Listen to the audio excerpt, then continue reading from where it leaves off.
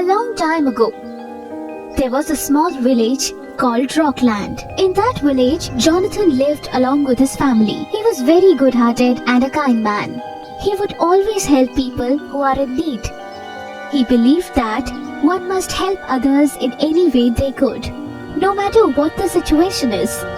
After all, we are sent to this world, and God always helps those people who tries to make everyone else happy. He taught this to both of his sons too. But his sons were lazy. All they would do is eat and sleep in their beds. Jonathan owned 7 to 8 cows, and he also had some buffaloes. He would take them to nearby forest. In the evening, he milked them and took the milk to the nearby villages on his bicycle and sell it. Days after days passed like this. One day, he said to his wife, Ruby, please come here. I want to tell you something. "What happened? Are you planning to go out?" No, dear. Actually, I am a bit worried about our sons. They don't work, nor do they talk with us properly. They just eat and sleep. I don't know when are they going to take the responsibilities seriously. Nowadays, I can't work as I used to do when I was young. You are right. I was thinking about the same.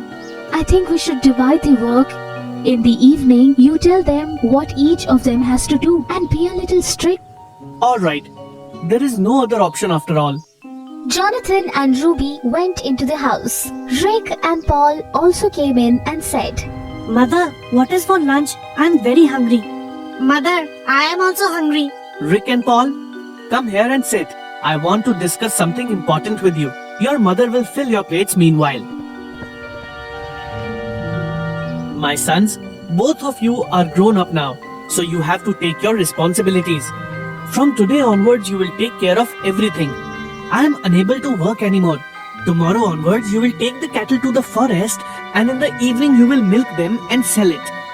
But father, we have never taken the cattle to the forest. We don't know if we can do it. It's not a big deal. You have to set them free and follow them to the forest. You just have to make sure that they don't wander off in someone's fields. That's it. Next day, Jonathan woke Rick and Paul early in the morning and made them do all the work. Rick and Paul was very lazy to do this, but somehow they managed to finish it. Then they went to a river bank to take a break. Paul, why father is doing this? We are too young to work like this. This is the age where we should eat, sleep and enjoy the life.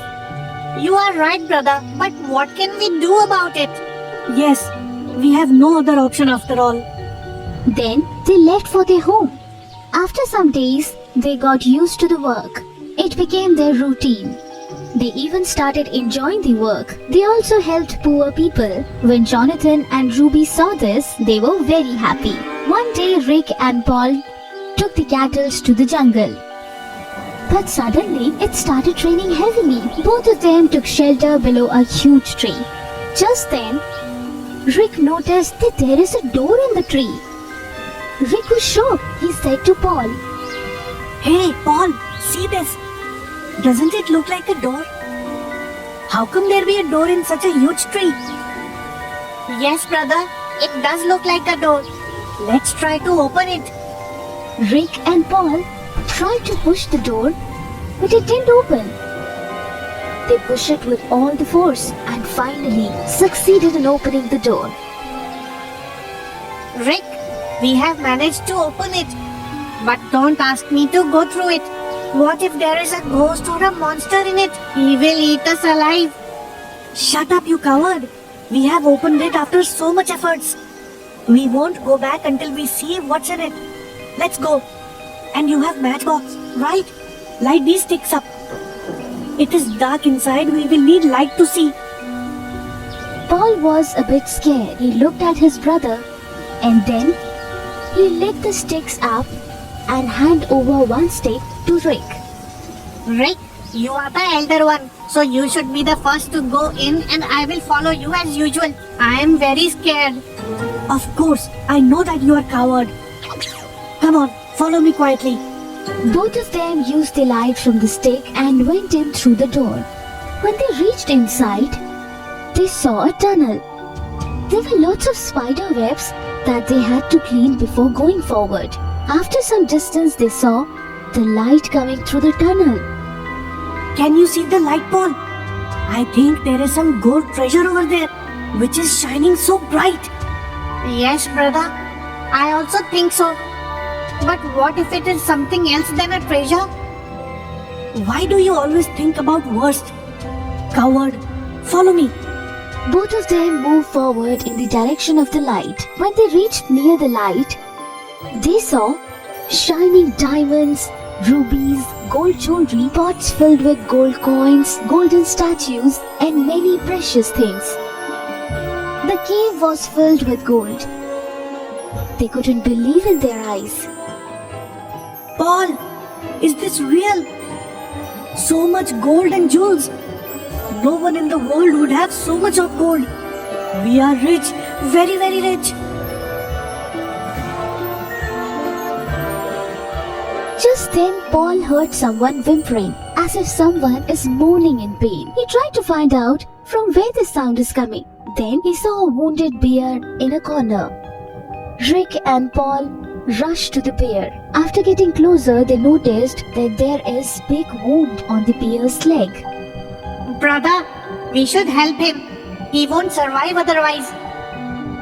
But what if he attacked on us? Then we may not be able to run away. We should take the gold as much as we can and leave before he wakes up. No, brother. We have to help this bear. Don't you remember what our father taught us? We should always help others, whatever the situation is. We can't leave the bear to die. Let's tie a bandage on his wound. You go and get some water. All right, I will get water. When Paul went near the bear to tie bandage on his wound and touched him, it started shining brightly.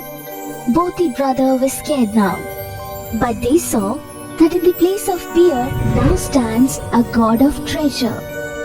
Who are you? I am God of Treasure. I am very thankful to both of you.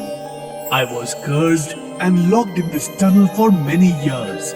I had to stay in the form of bear until a human comes and touches me. When you touched me, you broke the spell. I am really very thankful. And in exchange of this favor, I offer you all this treasure. You can take as much as you want. Saying this, the god disappeared. Rick and Paul came home with the treasure. They built a very big house. But they also helped the people in their village. And this way, they enjoyed their life. This is the story of Henry. Mom, I'm going to Long Island today. All of a sudden? Oh, tomorrow is Robert's birthday and he has invited me to his party. All right, but don't you have to go to work? Today is Saturday. I will go to Long Island directly from the office. But son, by the time you reach there, it will be very late. Oh, come on, Mom. Do you think that I am still a baby? Don't you worry. I will reach there safely. Okay, but drive safely. Okay, Mom.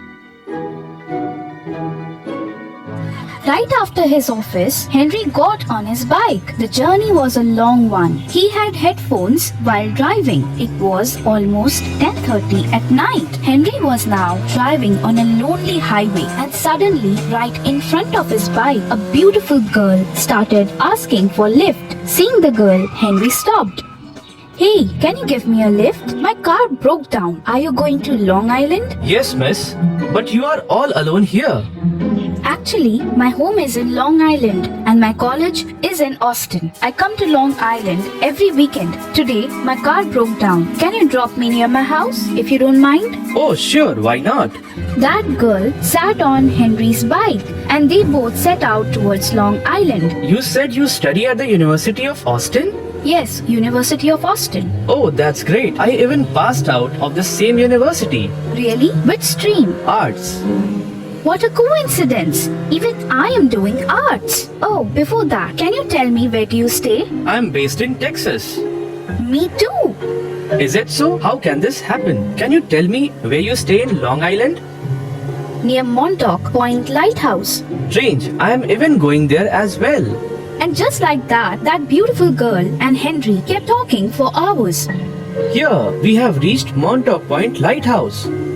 Oh, just take a right turn. Henry took the directions given by the girl and reached near a house. This is my friend's Robert's villa. Where do you stay? The moment Henry turned around, he found that the girl had disappeared. Henry was stupefied. He got down from his bike and started searching for that girl. He found that the girl was going inside Robert's villa. Henry ran behind her, but the moment Henry tapped on her shoulder, the girl's neck twisted, and now she was looking at him and changed into a witch. Since that day, Henry has been in a psychiatric ward. Even to this day, he can see her everywhere.